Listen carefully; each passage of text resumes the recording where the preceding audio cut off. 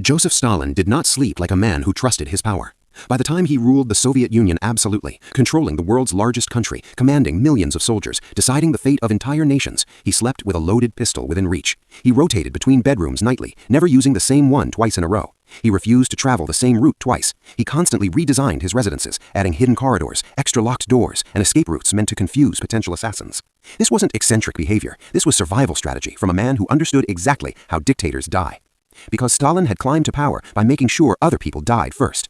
He knew the mechanisms of political murder intimately. He'd orchestrated them. He'd watched rivals disappear into prisons, seen colleagues shot in basements, ordered purges that consumed thousands.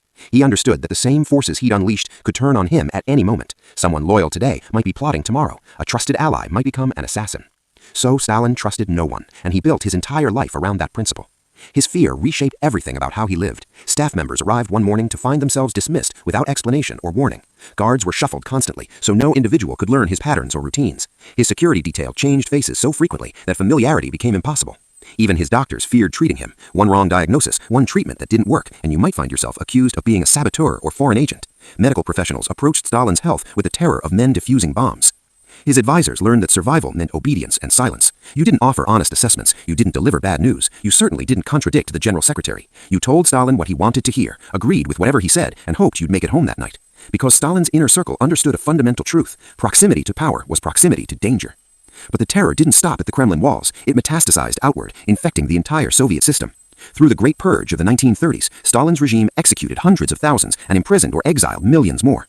Generals who'd led armies were shot as traitors. Ministers who'd served loyally for decades vanished overnight. Scientists, artists, teachers, factory workers, anyone could disappear.